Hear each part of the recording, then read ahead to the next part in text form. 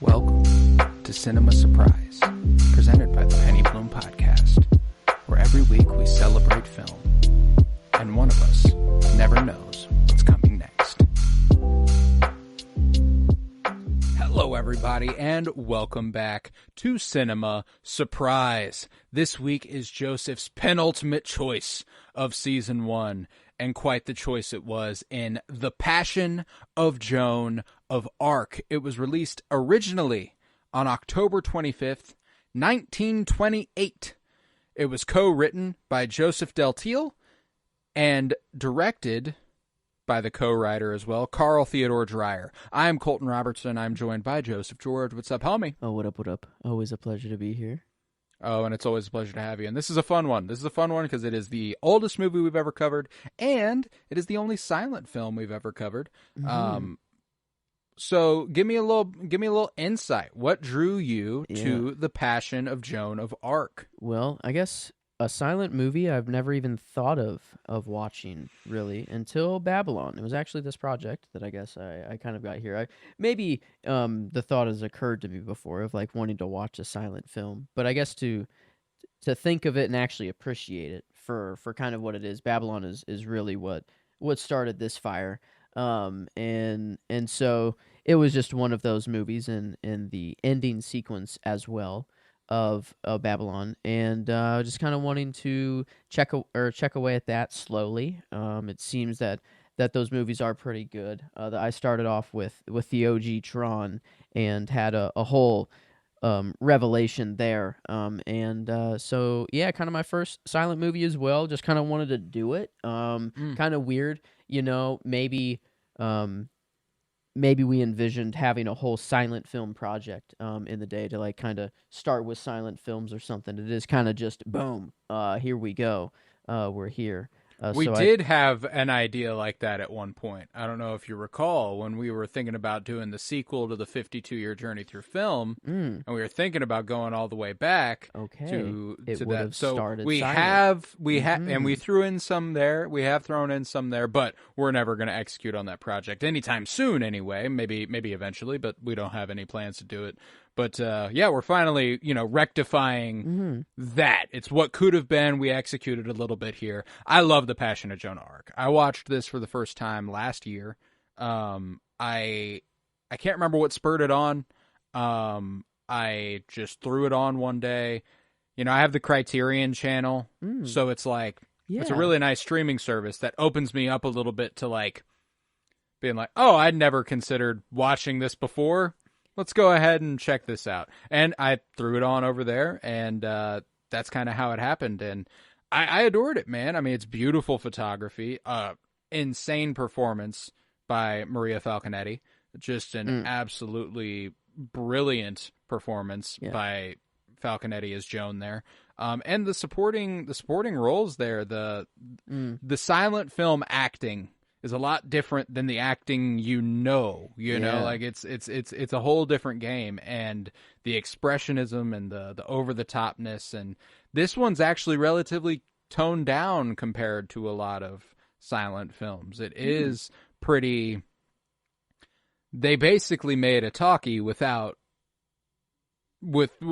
in the form of a silent film. And even so, like, one of the interesting things is kind of unheard of for silent films was that nobody in this movie wears makeup. There's no makeup in this movie. That's not normal. It's not normal for any movie production. Movie productions usually they're all wear dolled makeup, up and like there's not a single person in this movie wearing makeup.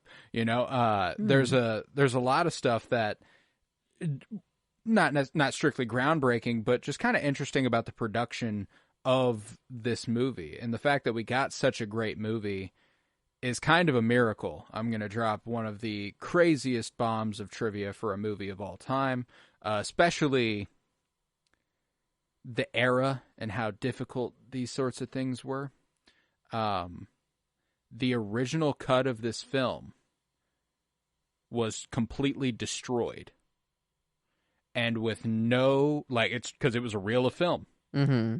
It's not Wait. wasn't duplicated. What did I watch? Did I? You watched cuts that were not going to be in the original film. No. Yeah. No. So there wasn't like a time where it was preserved and then destroyed. It was destroyed before everyone saw it. Before anybody saw it. Yeah. It was destroyed before anybody saw it.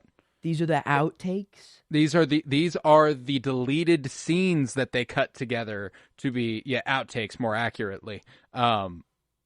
And it's still as good as it is, which is absolutely nutty. It's kind of a crazy what could have been to imagine what the original vision of the movie was. Was it a talkie? No, it was not. I was never say, like, conceptualized was as a it? And then talkie. they were like, fuck.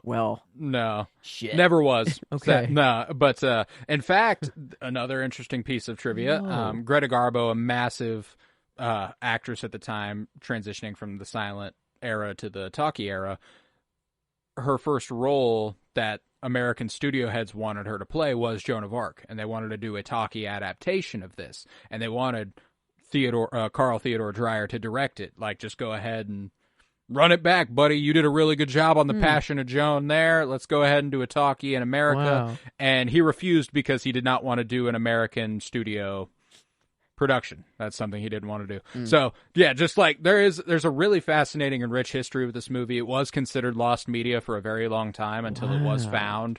And like, it's really rich history. And you're afforded that at a 96-year-old film, you know?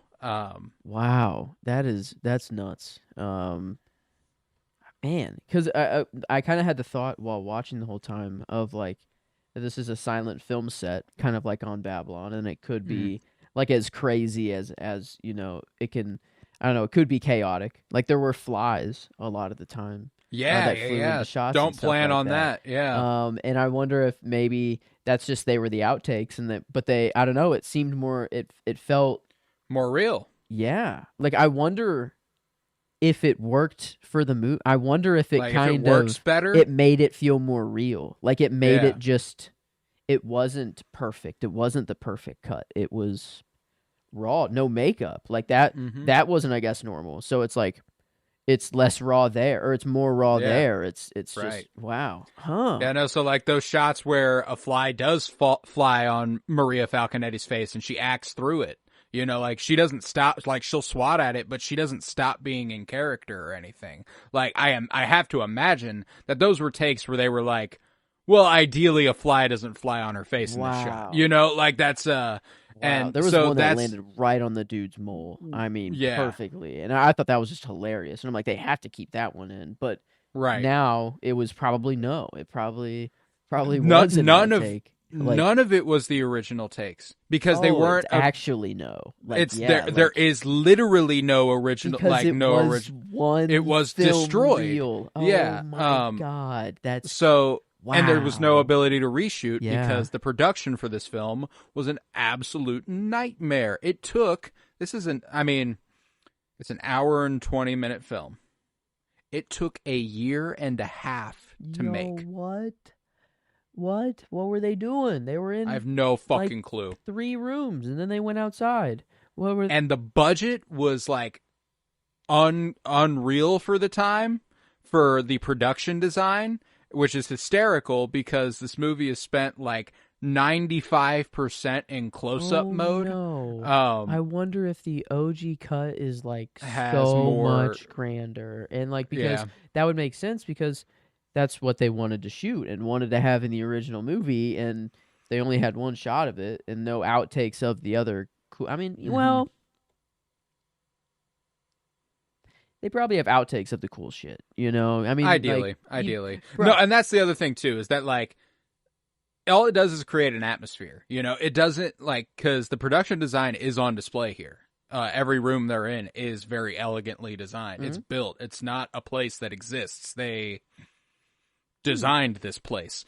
And the streets of France outside where she gets...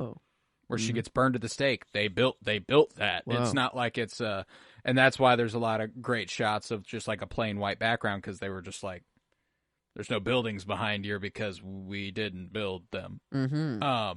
And that's what's kind of cool about this era of filmmaking, is that it's also raw, and it's also makeshift. It might have a great budget and it might be really, really expensive, but we exist in a time when you had to build these things with your hands. It was quite literally makeshift. It wasn't like, there's no well, we we'll can fix it in digitize post. that. Yeah, Yeah, exactly. Like, we will. In fact, if they could have fixed it in post, we would have gotten the original fucking cut of this movie. You know, like, and that's what's insane. Wow, it's the we got the the leftovers. We got the crumbs, like, and it still was this. Man, I mean, it's fantastic too. It's a brilliant film.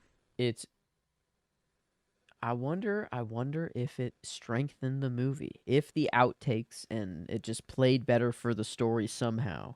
Because it did feel, I don't know. I guess this is my first silent film. This is my first, first film of this age as well. I don't know what the norm is, but it felt not normal. I don't like it didn't feel like the norm. This felt very No, and I mean, like, compared to the other silent films I have watched, it's not, but that's because the other silent films I've watched have been comedies, which, you know, you wouldn't go like, oh, Anchorman is nothing like The Notebook or whatever the fuck, you know, like, so it is just a different era, you know, but like Anatomy of a Fall, you know, like I'm just thinking of another like courtroom movie that actually where I'm like in a courtroom and I'm like, I want to know, like, keep it going, you know, like I am very interested in what's going on. This is not boring. And usually, I don't know, a lot of law movies or courtroom movies are it's whatever. Like,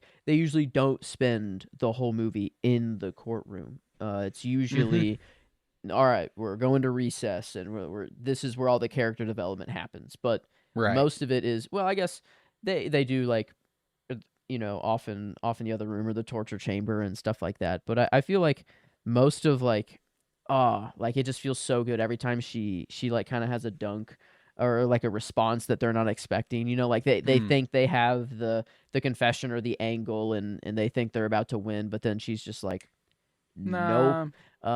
Yeah, like, let me drop a bar on you real quick, and all that. Like, I love the reactions too. Sometimes they're just like, holy fuck, what? Like, wait, huh? And then sometimes it brings them to tears, actually. Like, I felt like there was one delivery that just a dude started crying. He was like, oh my God. Like, this like, I don't know. I felt like some of them, they knew that I don't know, like, they knew that they were wrong, but kept going. No, for sure. There's a whole side of this movie that's spent trying to manipulate Joan into a confession, pretty much the entire movie. Yeah. And the prospect, I appreciate what this movie puts forth about, you know, steadfastness and faith.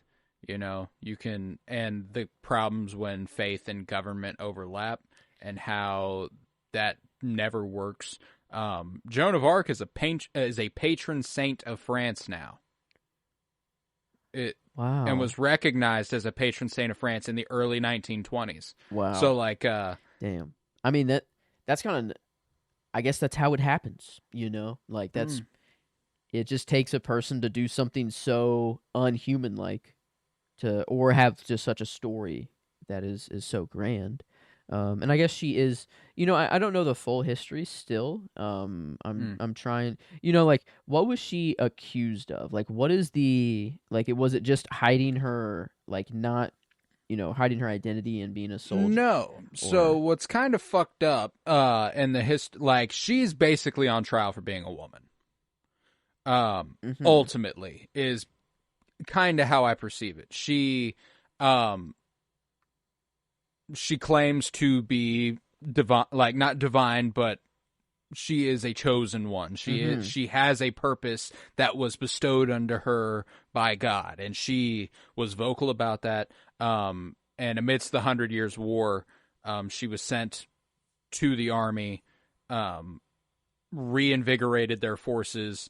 they pushed back, won a battle. They pushed forward at her command, essentially, when she was like 17, won another battle. And then they kept winning until a certain point. And when she started to lose, people lost faith. And that's when she got put on trial.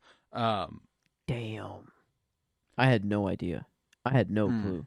And there's also the fact that the people accusing her here also don't observe King Charles as their king. Yeah. I was also... And that's the politics of the time I'm not entirely informed on. I don't know. So I don't know if she's literally being persecuted by the church. I don't think it's governing. I think it is just like the church is persecuting her for her essentially claiming that divinity. She's divine. Yeah. Oh, okay. Yeah. Okay. Is that what heresy? I saw heresy somewhere, and maybe in the description. Is that just what heresy is? She's a going against the apostate. Church? Yeah. Like she doesn't fall in line. Essentially, she does. I guess and then that's what they want. A huge part of the movie is like, why the fuck are you wearing that? Yeah. I guess that was what maybe part of the history that I didn't know of like why she's so steadfast in wearing men's clothes.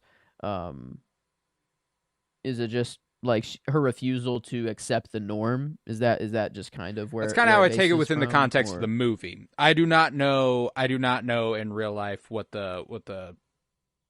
what constituted that choice. And it seems like, like one of my favorite lines of the movie, I don't know, you might have taken it down as your favorite line last I saw. Yes. Yeah. Yeah. Oh, yeah.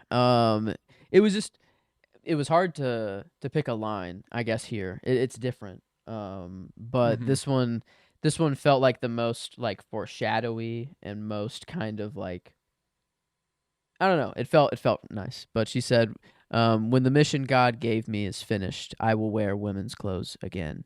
And I guess I had no idea that she would be burned at the stake at the end. I guess at the beginning of the movie it says that she dies. She was sentenced and died. Yeah. So like I knew she was gonna die. I didn't know how, but I guess I thought she was gonna be in a funeral, and just a casket and put in traditional women's clothes after she was dead. And so that's why I took it down immediately. Is I'm like, oh damn, like that's just she's recognizing her death like that, just that early. Like she knows it's coming, and she knows I don't know. She has, whether she is truly divine or not, it worked. I don't know. Like what her plan and everything she set out to do, like that. I guess her martyrdom. Yeah, she said that I know that all the Englishmen will be gone out of France soon. Or are you saying that God hates the English? Like, no, I don't know. He's like, actually, I don't know. All I do know is what was that? Like, yeah, I don't know anything of his hatred or dishatred for the English, but what I do know is something. I don't know. It was good. She had all of her answers were very good. And I love how she took like time. Like I love how sometimes she would like her eye like roll her eyes kind of in the back of her head almost, and kind of like well up in like all the emotion and kind of like just take in all the yelling sometimes that's happening at her, and then she just like spits out the line, like it's one line, and then it's like, and then everyone, like the tears are walloping up, and it's everyone like they know too. They know it's like she's about to do it again. She's about to do it again. Damn, she's cold. Yeah. Like man, she's good at this shit. Yeah, no, talk about a 20v1. Yeah, for real. And a 20v1, it's a 1v20 if I gotta smack. Is that right with you? Yeah, like that's what she's on. But she I love the way she wins people over, and obviously there was already a lot of people on her side. That's clear from the beginning, is that some people think that this trial is heresy itself. Like that in and of itself is a betrayal of God, because they believe in Joan. They believe that she is God's chosen one. Why would we go against her? That in and of itself is heresy. So some already believe that, but there are those who you can tell she slowly wins to her side. And one of the ones is like kind of he almost seemed like an errand boy. He just kind of like, he like tended to her needs and stuff. Yeah. And whenever like, and he was like, you'll die, and what for? And what's the great victory? And she goes, my martyrdom. And he goes, and your freedom? Death. And I was like, that's a fucking bar. That's probably, like, is that your line? No, man, that might actually be. But the line. No, that's hard as fuck though. That was one that I initially thought about, but I ended up going with one that I felt kind of encapsulated the philosophy of this movie, which was how do you know a good angel from a bad angel? When they are it's one of the questions they ask her, because she says she saw one of the saints. I can't remember which one. And they're like, no, you saw the devil, like that. He disguised himself as this, and that's what you saw, and it's like, well, how the fuck could you possibly know that? Dang. But it's kind of representing her case, though. Yes. How can you tell a good angel from a bad angel? And that's the good and evil, the side that's right, the side that's wrong, and just kind of like all throughout because and again, it all resigns in faith.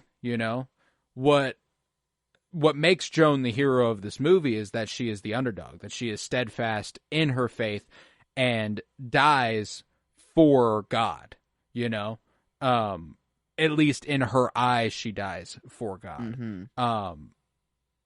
There's almost certainly a side of this movie that could be perceived as, like, if you find someone who's staunchly religious and is like, that might align themselves with the idea that she is committing an act of heresy. What makes her more important than anybody else, et cetera, et cetera. So like, that's what's interesting, is that when it comes to the literal intricacies of faith, there is sides to be taken, and I think that's interesting. But I love that the movie is obviously staunchly and 100% behind Joan. Did she claim her divinity like while she was like before, like on these victories and having all these victories, or was it like at a certain point, then she was like, now that's why she was sent to the front lines, was because she proclaimed divinity. It wasn't because just until when she started losing, or this, they were like, maybe she was fucking lying, okay. And wow. that's kind of how it went. Yeah, but, it's kind of tough to put anything really on her then, because like she shouldn't even really be on trial in the first place. Like that's the reason. But that's that the they other sent her thing, out is there that in the first King place. Charles sent her out there. It was King Charles who decided. That's why, like, whenever the dude who's trying to manipulate her the whole movie's like, bring me a letter with King Charles's signature. That's true. It's what motivates her to get a little bit more open and open up a little bit. It's because they know she listens to King Charles more than she listens to the church. And I think that's another angle here, is that I she guess, aren't kings divine though? Like that's like, or seen as they have, the divine bloodline, I don't know, or something like the divine right to rule or something like that. They're not divine in their own creature like themselves, but they have. I think that's kind of been the general idea of monarchy. I couldn't tell you specifically about the monarchy of France at this time, though, because if that was the case, the church probably would have fucked with King Charles. Yeah. That's... But the other thing is that the church is also English-occupied, for the most part. A lot of the soldiers we see are English. That's why that they're trying to free France, essentially. So not only is it a battle between church and state, it's country versus country, and she's representing France while the church is kind of representing England. And King Charles might align himself with whatever specific sect of religion Joan, because we got to remember that in the 1400s, it wasn't so, hey, we're all Christian. It was like, well, Catholics and Protestants fucking hate each other. And there were all sorts of, there were all sorts of intricacies that meant like, you believe in God, but you believe in God the wrong fucking way, it wasn't just a heated battle on Facebook. It was like, we'll start a war. We'll go to war for your entire shit, village and stuff. Yeah, so so like there is a lot more intricacies here, and all that to say that there is more history behind this movie, that you can glean a lot more from the movie if you are more well learned in it, I feel like, because not to mention that silent films are also relatively difficult to follow. You know, like it's a lot of comprehension, a lot of reading comprehension. You know, like you're not literally listening to someone say these things. You are basically reading, with reading a picture book essentially.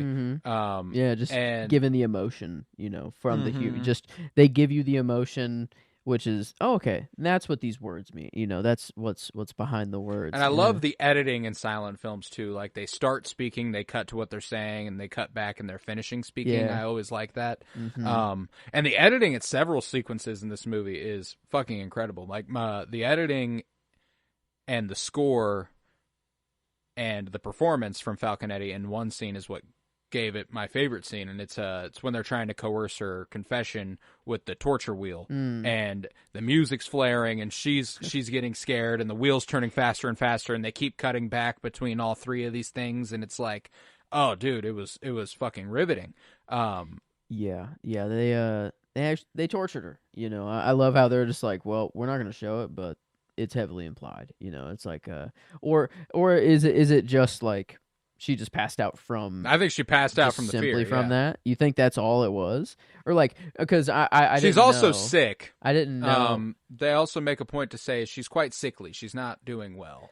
That's what. Yeah, I was wondering if it was like Like That's why I didn't know if like she was tortured in real life, and this was just a way of the movie acknowledging it and then moving on, like in simplicity. Probably. I hate to like assume like that, but yeah, probably. And that's why I think they bring it up. That's why I think they show the torture chamber and all this stuff. I don't think it's just to scare her. It's like they use this, you know, that this right.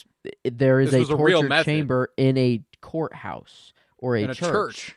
So yeah, that what, you know, why is it even there in the first place? So I think I just assumed that she was tortured in real life, and then I didn't know of like, because was she sick before? Because it seemed that it was after the torture that they were like, well, she's really not doing well. She has to be bled. Like we have to get rid of this fever. And what a way to do that, you know? Like, yeah, that's how they used to do that. Whoa. I mean, and it didn't really hit me. You know, at first I'm like, what are they doing? I'm like, are they giving her an IV? I'm like, is that really okay? I'm like, what are they doing? And then I'm like, oh, just get rid of the bad shit, and then they will just make new good blood. I'm like, okay. Yeah. I was unfamiliar with this practice too until I watched Shogun. They do the same thing in Shogun. Wow. But does that really work? But like, is it ideal? Oh, does that really work? Like, I thought you were going to ask me if they really did it.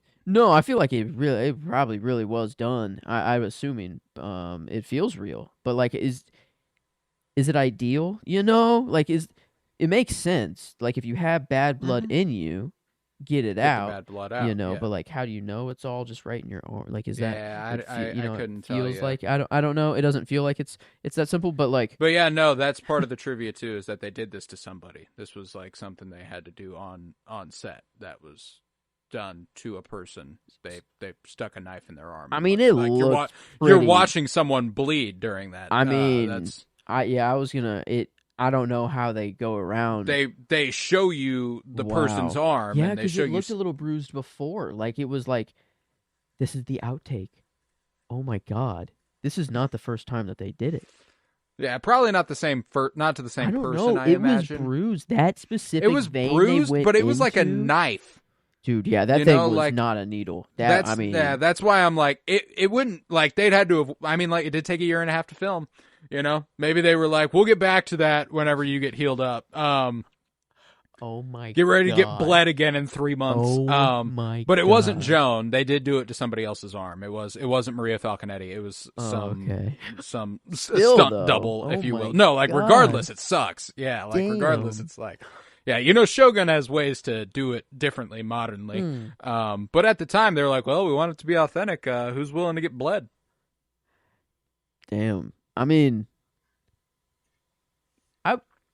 that could be a stunt I'd be down for, you know? I'm not... Yeah, you'd get bled? I'm not, like, in a crazy crash or at risk of death or that's just something that, like, it'll suck for the time, but, like, I've got enough IVs in my life where that probably would... That'd be... I mean, I wouldn't say it'd be nothing. I'd feel that would hurt, definitely. That's That's not a little Mm. needle, but yeah, that'd be a stunt I could get behind.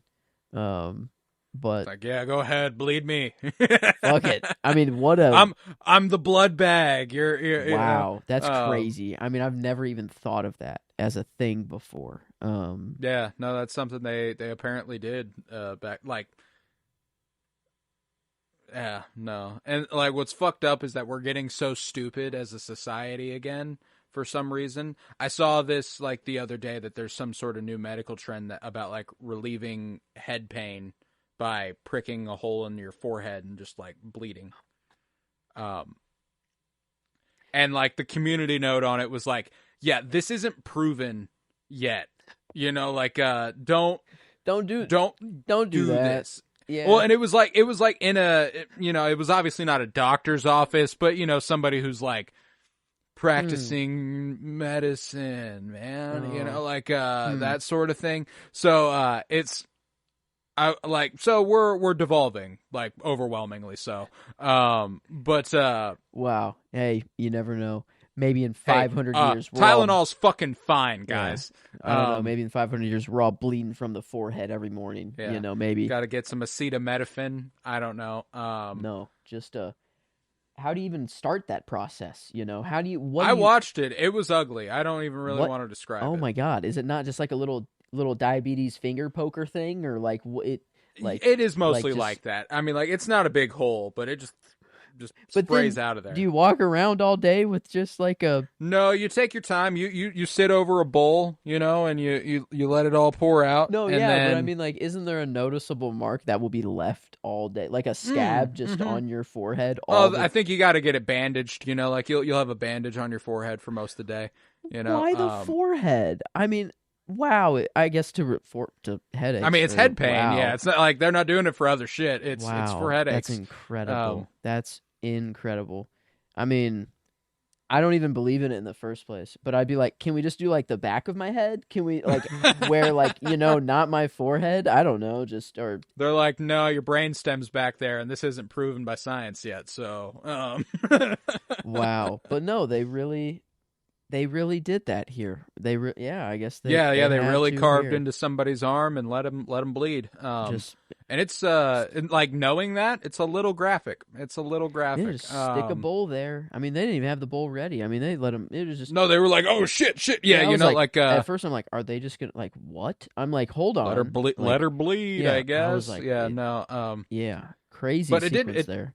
Made for a really good shot. The darkness and richness of the blood and dripping onto the floor and stuff was very, very good. Did look cool. It looked good. Yeah. It looked good. Yeah. As an outtake.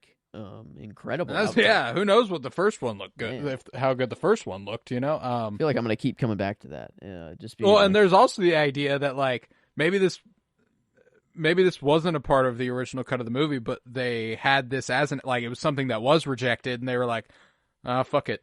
I'd be kind of pissed if I was the person who got bled and then it got cut from the movie. You know what I'm saying? Yeah, maybe that's true. Maybe that person was originally pissed and they were the one who destroyed the film. They were like, damn, I bled for this movie and it's not even going to be in there. Fuck it. Fuck this movie. I'm destroying it.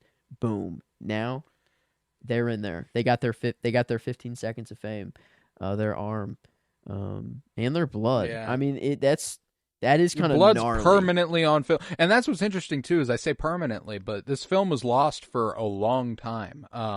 The film was considered lost for many years, but in 1978, an almost complete print was found in the estate of an Italian priest who had organized screenings in mental hospitals. What? So even the scraps, even the leftover film that we got, was considered lost at one point. Yeah.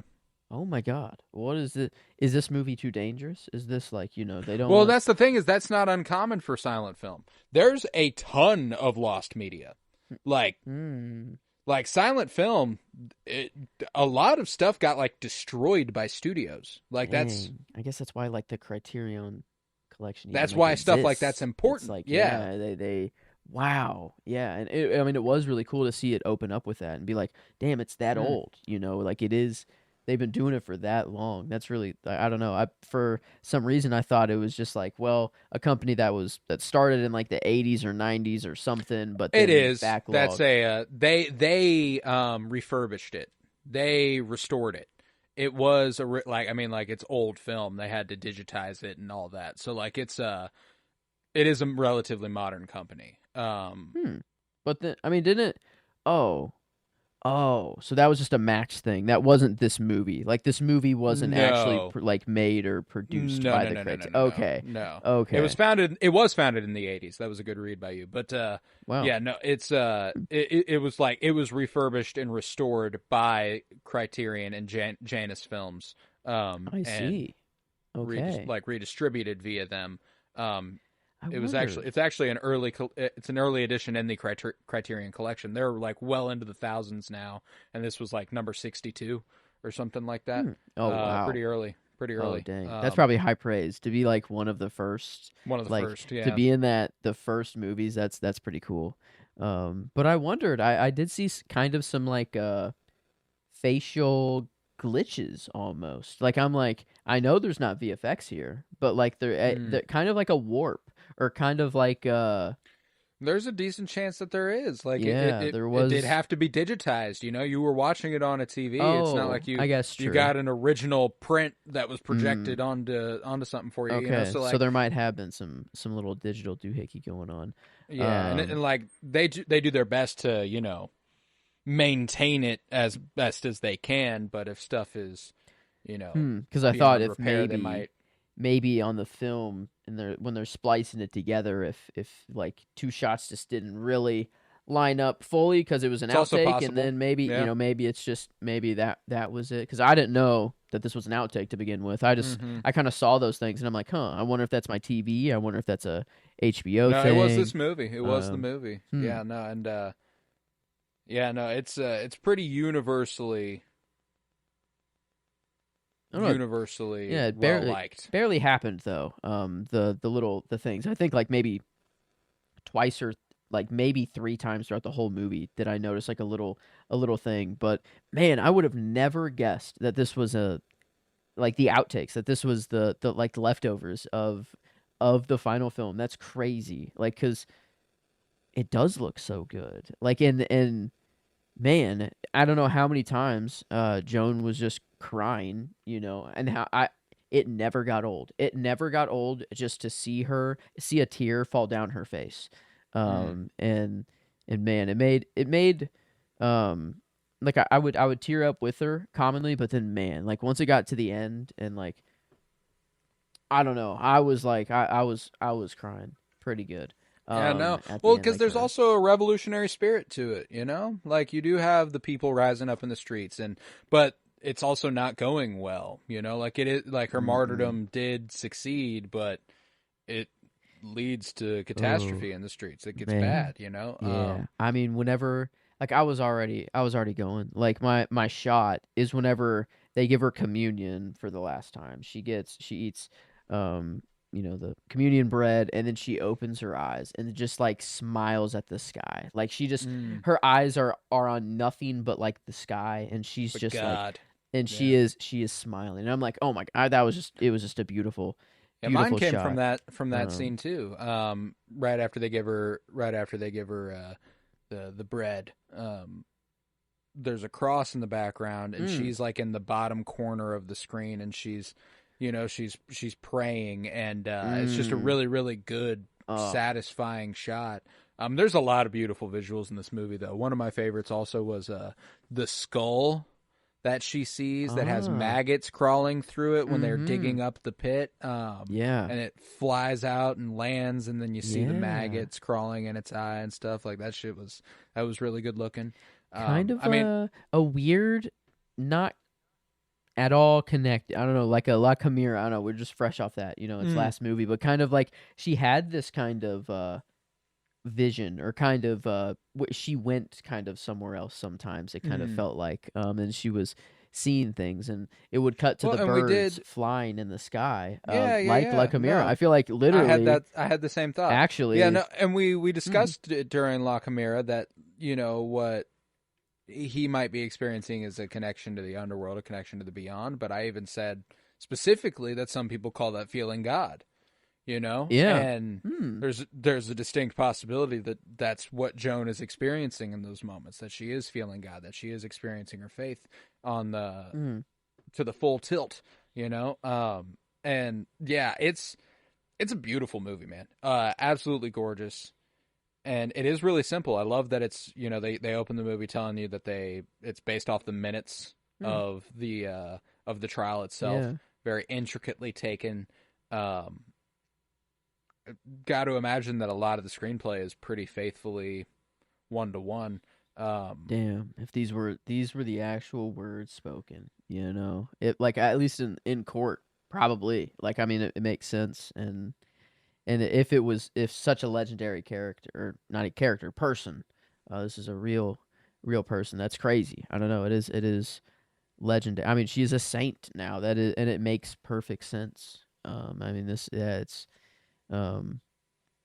I mean, her execution.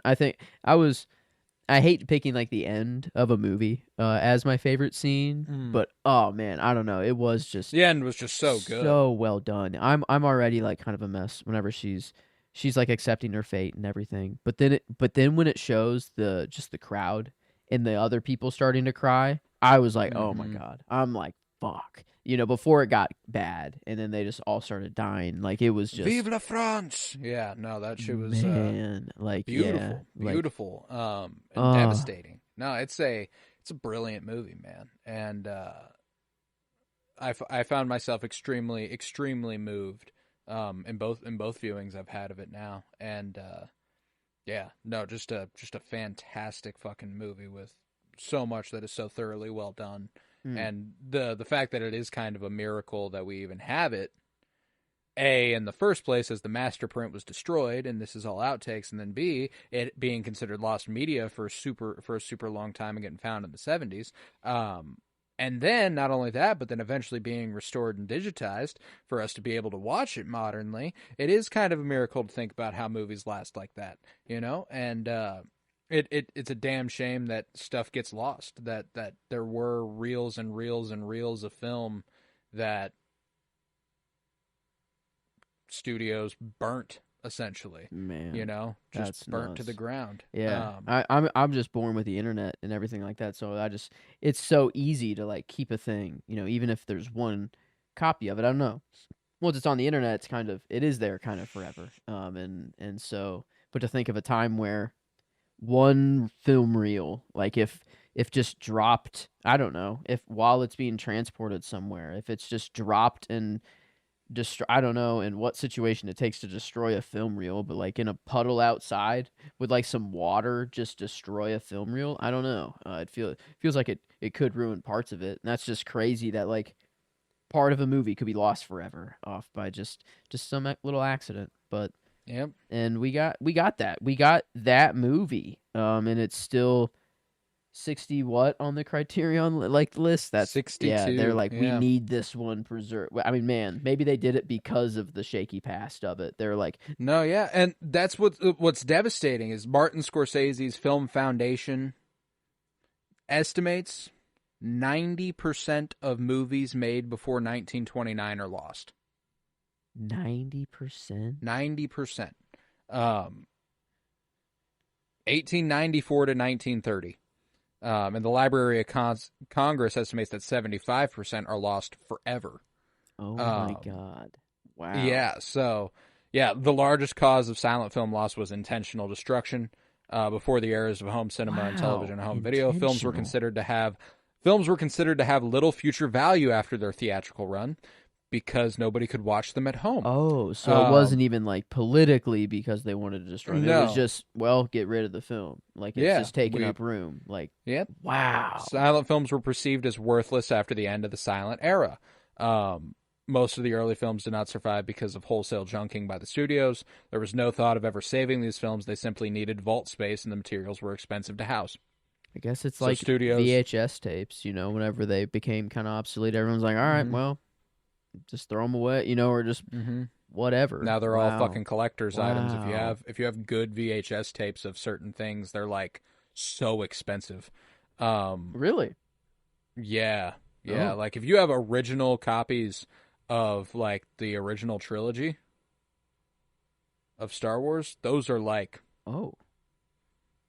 those are good. Oh, I think I might have them in my in my playroom closet right now. I think Like original VHS tapes. maybe. Oh, 76. You mean Yeah, I'm talking like I don't know about the that. Yeah, I don't know OGs. about that. Maybe it was probably a But yeah, box set like bought even later beyond on, that, but like cat, like 90 80s, uh, Disney animated films and stuff. If those still exist and are in good condition, they get really expensive. Like it's like all these sorts of like just the evolution of technology and the way things go. So like it's just so devastating to think about the amount of movies that did exist and will never see the light of day because they were legitimately burnt.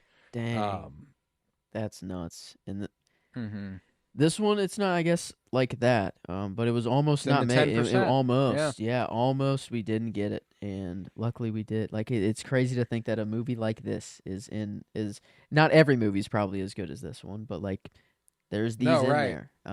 There are, and they are gone forever. Like that's Oh man, I mean, and I we're had no idea. re-entering again to go back to devolving. Um can you watch Willow anywhere right now? Damn. You know? Yeah, thank We God for obviously have the internet torrenting. so you can torrenting and pirate You know, shit, it's but like sad. It's a sad, thankful. I'm sadly yeah, thankful but for like it. But that's real shit though, like and it's a severe problem with streaming is that they don't make physical copies and instead of it taking up literal physical space, it's taking up budget cuts. They need to pay royalties to the actors, and it can be a tax cut if they get rid of it, and it's bullshit. The Batgirl film from Warner Brothers got damn, completely made, true. never released anywhere. Like that's not even one you can torrent. That's That's just nuts. lost media. That's The Looney nuts. Tunes, the most recent Looney Tunes movie, Coyote versus Acme or whatever, lost media. You are never going to be able to watch it, and it's finished. And like that, we're back. Like we're back here. It's been 100 years, and I'm sure this has been a problem previously, but like in between those times. But like, god damn, is that disappointing?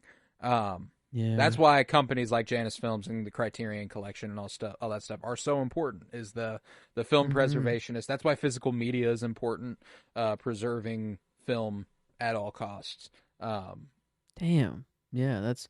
I don't know. I had no idea that there was even that behind this movie. But it makes me love it even more. And I mean, it was. I already liked. I mean, we're going through quite the stretch of good movies. Yeah, we're on a good run. The run Yeah. we're on is So, strong. I've been very happy, very very pleased with movies, and I don't know. I feel like I want some worse movies so that I'm not only logging fives on Letterboxd every single time. But it's not a bad problem to have. That's No, it's not. It's not. But it is. You need to know how good these movies are. You need to remind yourself how good these movies are by sliding a shitter in there every once in a while. Like yeah, like and it's important. I guess I'm probably gonna watch Blue Angels here soon, and it's probably not gonna be like shit. But it'll be a nice palate cleanser. It's a documentary, like it's a little different. That'll be nice. But I need to find something that is just shit. Yeah, I don't know. I don't know why. Yeah, that's the thing is that we are watching like most of the movies you're watching right now are stuff we're going to cover, and I'm not going to willingly be like, hey, we're going to cover shit. Well, who knows? Maybe you make a last minute switch and you change your movie to just an Morbius, fuck it. Might I recommend? You've never seen it. If you want a shit palate cleanser that is still super fun and I think an enjoyable movie, but don't get me wrong, is really fucking bad, is Barb Wire, starring Pamela Anderson. Terrible fucking film. Okay. Terrible fucking film. Hypersexualized to no end, but super enjoyable. So fucking Tamara bad. Morrison. Okay. Tamara Morrison is in it. Yes, and he's actually quite good in it. What was the Eggman? the weird. What was that? What am I not supposed? Or I'm not even supposed to Google it. I'm just supposed to watch. Oh, Dirt Man. Dirt Man. Was that it? Was that Dirt? Or, Yeah, that's a song. It's a song. No, it was in your I think it was in your top 10 action movies maybe, and it was. Oh, that's so funny that I said Dirt Man. Old Boy. Old Boy. Old Boy. Old Boy is actually really fucking good though. So like, so it's not a shitter. Okay. No, it's fucked up, mm-hmm. and you might need the palate cleanser after Old Boy. In fact, okay. Old Boy is like really, really good. It's just super fucked up. Like I had the thought of using my last movie to choose Morbius, and that is it is technically a movie that you have never seen, but I don't even want to do that to myself. Is the thing, right. you know? Like, and now that we scrapped the comic book movie project, I'm never gonna watch that fucking movie. No. That was the only reason I was ever gonna watch it. No, I need to have it shared with someone. You know, infinite seasons, 80 seasons of Cinema Surprise, Morty. You know, I'll maybe choose at one of point. these goddamn days. But one it won't of these be soon. days. It won't be soon. No way. It's for the last one. Of, no way. Season 1. Yeah. No, probably not. It's gonna be a while. But you know, maybe eventually in the Cinementalists we cover like the Sony Spider-Verse movies, you know, or something like that. Sony shitters. Yeah, the Sony shitter series. That'd be fun. Craven? Actually, Is it's that actually out? kind of a nope. That's the end of this year. It actually got pushed back because Sony's completely fucking delusional, Sony and for some reason thinks that people will repeatedly come back for it during the holidays. Craven? Legit statement from Sony. Yes. They're fucking delusional. But you know, that's why studios are the fucking worst. They don't get it at all. Wow. But yeah, Passion of Joan of Arc. I feel like we've kind of done it the justice we're going to give it. And if you are ready, I can do the plugs, and then I can announce next week's Cinema Surprise, and we can do an album of the week. Does that sound good? Mm-hmm. I'm ready. I am. All right. I'm ready. All right, so stick around through the plugs. Like I said, I'm going to announce my penultimate Cinema Surprise, my 5th. It'll be our 10th episode in the series so far, and we'll only have 2 left for season 1. And we have more surprises to come. Another season going to come out eventually, and we have more to announce. So, but that won't be at the end of this episode. All that will be at the end of this episode is my Cinema Surprise for next week, and then we're also going to do an album of the week. So, with that, if you would, head to patreon.com/PennyBloomPod, where you'll find over 50 hours of exclusive content, all sorts of book reviews, comic book reviews, movie reviews, and early access content. You can also get access to the Penny Bloom Dispatch. That is a more timely, segment-based show that we're having a lot of fun doing. It's every Monday on Patreon, and you can get that for free on Patreon. All the other stuff will be $1.50 a month, but you can get the Penny Bloom Dispatch, just extra free content from the Penny Bloom umbrella. If you are listening on the Penny Bloom podcast, you can listen on Cinema Surprise. That is available as its own show, and any future seasons of Cinema Surprise will be exclusively available on Cinema Surprise. So you might as well go ahead, head over there, hit the follow, hit the subscribe, start downloading over there, and keep up with us because we have some surprises. We're gonna drop little random shit every once in a while in between seasons. You know, it can be a lot of fun. That's the point. Surprise, motherfucker. That's what we're having fun with. So yeah, you can do all that. Head to Twitter, follow at PennyBloomPod, follow on Instagram and TikTok at PennyBloomPodcast. You can watch on YouTube. We're still under the Penny Bloom Podcast YouTube as of yet. And we'll, if that ever changes, we shall see. But the way to know if it ever changes is by following on Twitter at PennyBloomPod. That is the safest place to get any updates, any news. That is the place I'm on. That is the place you should be. Leave a 5-star rate and review wherever you might be listening, especially if you're listening on Cinema Surprise. Those reviews help immensely. That's what makes the show grow. If you look up podcasts, the ones that pop up first are the ones with the most reviews. That is how the search engine works. So we need reviews, and that helps a growing podcast immensely. So yeah. With that, let's go ahead and rate this movie. Mm-hmm. How about it? On a scale of 1 to 10, how much are you enjoying The Passion of Joan of Arc? Say it was a 5 on Letterboxd. But I don't know if I'm quite at a 10 here. I don't. I feel it is a whole different ball game with a silent movie. I don't know. It was Mm, my first one, so like I do have that. I don't know. I had that going for it. So I'm trying to like remove all these first biases and things. I get that. Um. If it helps you at all, for me, this is not a 10. Okay. It I didn't. do have a silent film that is, for me. So that's one of those things that's like, in terms of enjoyment, I think that, and that's the critical side we can talk about a different day. The other one's a comedy. I'm thinking of Modern Times, directed by Charlie Chaplin, starring Charlie Chaplin. That's a really, really good movie. I strongly recommend it. Okay. But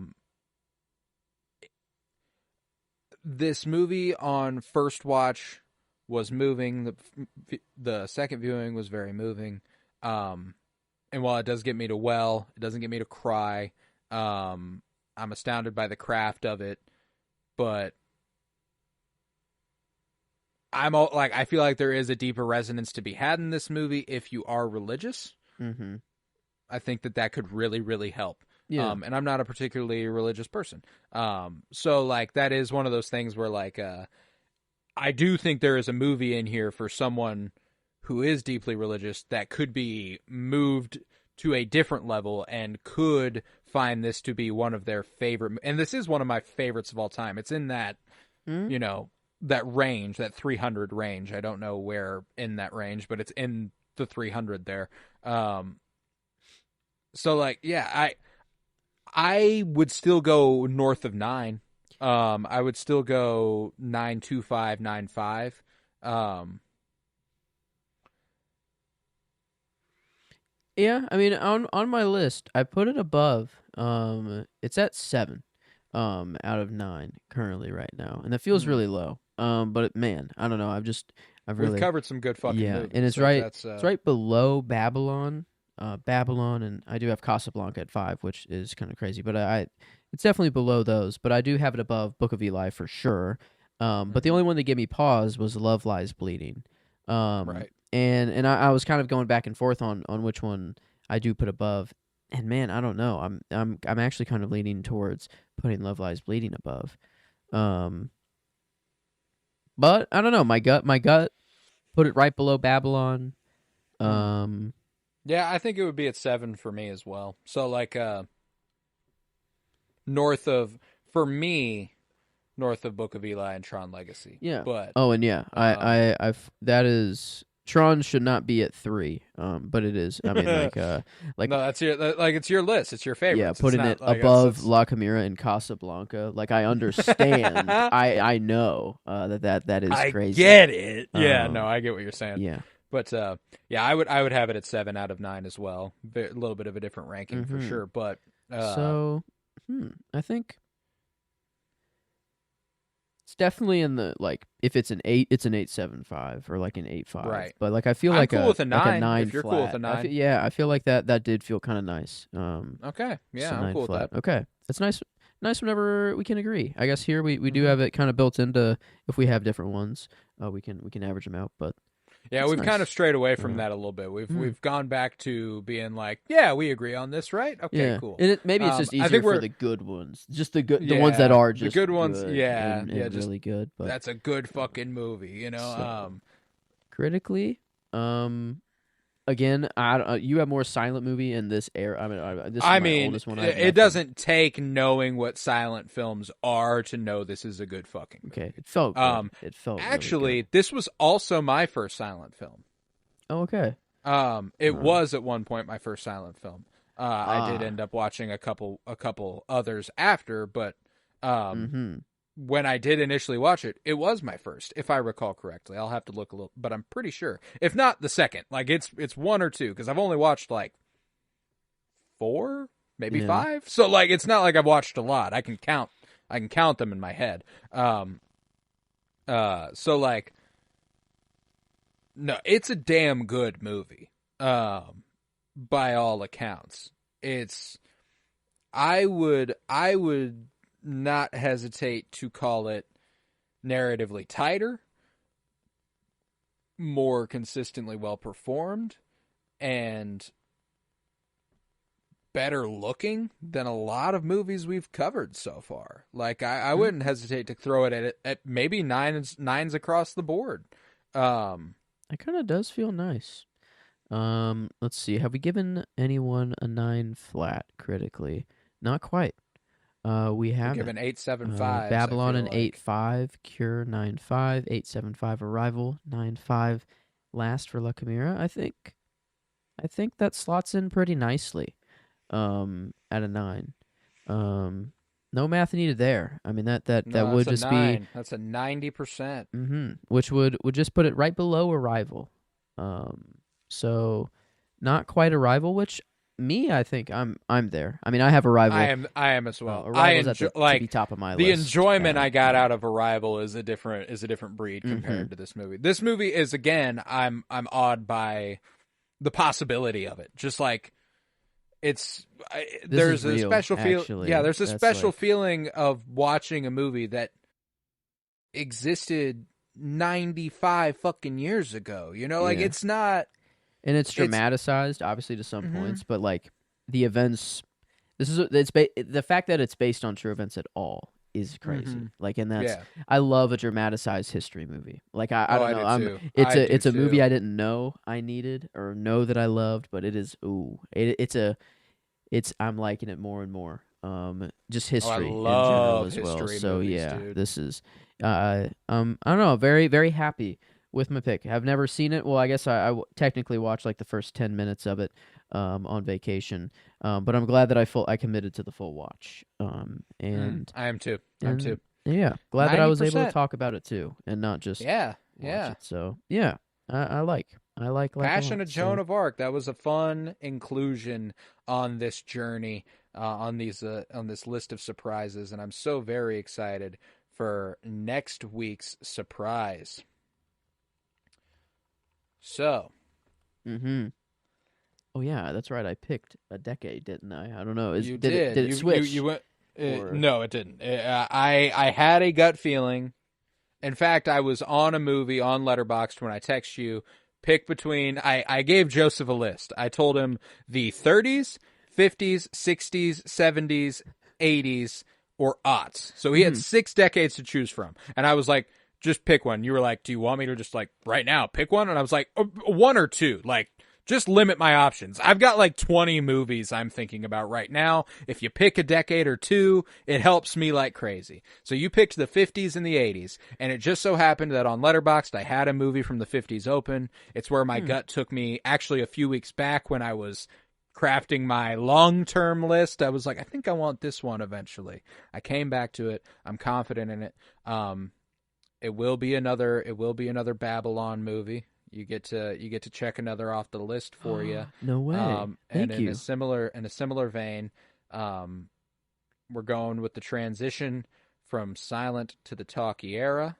So get your umbrellas and your tap shoes. We are singing the rain. Oh, I next texted week before you even said it. I've never even seen it, but oh man, yes, I'm very excited. It is on the list when I was going through. I think maybe we watched a Singing in the Rain in school. This one doesn't feel right. I don't know. I feel like it was newer. I feel like it was not this one. So this one be kind of ludicrous to show you any other Singing in the Rain in school. I also don't know why we would have watched it in school. Yeah, what class was this? Why? I mean, it feels like an English class. And choir?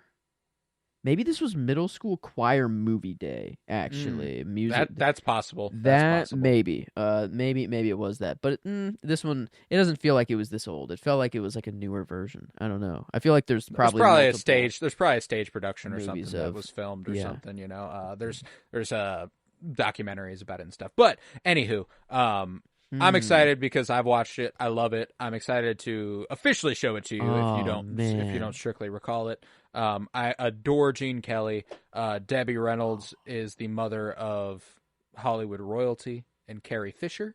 So very excited to cover a movie with Debbie Reynolds in it. Yeah. And like I said, Gene Kelly is I love them. So I'm ready. I'm looking at the yep. visuals. No way. This was the movie we watched. There's Okay. there's absolutely It's a no gorgeous way. This fucking looks, movie. Like it is. yeah.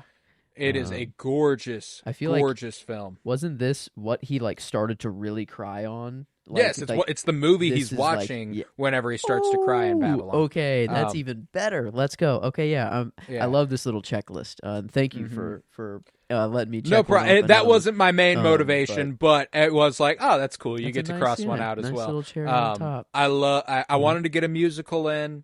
I wanted to spread some love to a different decade that we hadn't covered. That was it was like, what era am I picking a musical from is kind of where my head was at. And the 50s, that's ideal. If you're going to go musicals, the 40s and 50s, they've got them in abundance. So, I'm ready to cover Singin' in the Rain next week. Yeah, that's nice. So very excited. That'll be my penultimate episode of season 1.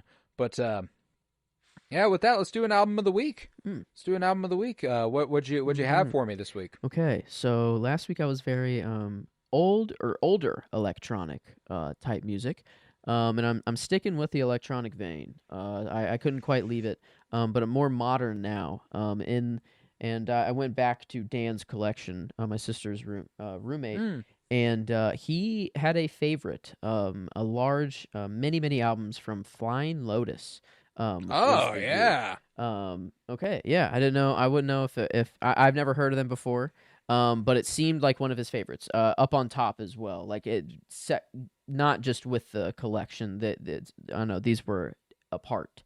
So I started with their 2008 album Los Angeles. But I've listened to a lot more of them just on shuffle with that playlist. They come up a lot. And that's why I after this last electronic album, I'm like, oh, I wanna see some modern stuff, and Dan usually has some good taste. And yeah, I do like this is kind of in that perfect homework playlist for me. Like this will get me locked the fuck in if I need to do something and really lock in mentally for stuff. But it's kind of what I use electronic music for, or if I'm just doing chores, doing like laundry, folding laundry and stuff like that. This is it's got that little bit of cocaine, it's got a zest. For lack of a better word. It's got a little bit of coke in it. Electronic music it feels like it. So got the energy there. I should have just gone there. No, it's got cocaine in it. Yeah, it's got coke. It's got all the coke in there, but yeah, all of it. So Los Angeles by Flying Lotus Love is where I'm going. So love that. I'm going even more modern, and so modern that it was earlier this year. Okay. 2024 album. I'm going with Dark Times by Vince Staples. Vince Staples is one of the most underappreciated rappers alive. Super funny guy, but he obviously has an ability to get extremely heartfelt and extremely personal. And I think he flies under the radar in the conversation of who are the best rappers working. He is, I'd put him next to J. Cole and kind of question which one is better, That's high praise. In fact, I don't even know if I question it that much. That's how good I think Vince Staples is. Okay. That's just royalty. A talented pen, a talented rapper, talented artist. Just a really, really... Damn, there's some good songs on there. He's from Long Beach, so there's a song on this album where he really channels Snoop Dogg, who's also from Long Beach, and it's just like comparing it to when Drake did the AI Snoop Dogg thing. Eesh. It's like wow, look at what other people are actually capable of, who actually are talented. Yeah, and difference between inspiration and theft, appropriation. Almost. Yeah. So. Yeah, Okay. Yeah. I mean, that's, you say he flies under the radar. It's sad to say. Yeah. I've never heard of him until now. Maybe I've heard some of his. Maybe you've certainly heard Vince Staples songs, but I don't know him by name, which is really sad. Yeah. I actually saw him live a couple of years. 6 years ago. 7 years ago. No, 6 years ago. We don't have to think about it. Yeah, I'm like senior year of high school. I think it was second semester, so it was 2018. It was 6 years ago. He opened for Tyler the Creator off the coattails of his album 740, Big Fish Theory. Yeah. Did you ever hear the song, Boy, yeah, right, yeah, right, yeah, right. Boy, yeah, right, yeah, right, yeah, right. Boy, yeah, right, yeah, right, yeah, right. Boy, yeah. It's, I mean, it's called Yeah. It features Kendrick Lamar. Ooh. It's a really good one. Huh. That's Big Fish Theory, though. That's a great album. 745, great song. But yeah, Dark Times, that's my album of the week. Brand new. Well, relatively brand new. Not. Yeah. May 24th. That's, I mean, that's. As of recording, brand new. That's why I'm like. Still pretty fresh, though. Pretty fresh. A few months back. Compared to The Passion of Joan of Arc. Pretty dang new. 96 years separating them. That's not too shabby. But yeah. Then with that, we will conclude this episode of the Penny. Of Cinema Surprise. Sorry, guys. Habits. Old habits die hard. Of Cinema Surprise, presented by the Penny Bloom Podcast. With that, I was Colton Robertson. I was joined by Joseph George. Thank you very much, homie. Oh, thank you for having me. It's always a pleasure to be here. Oh, it's always a pleasure to have you. And remember, peace, love, and bloom. And how do you tell a good angel from a bad angel?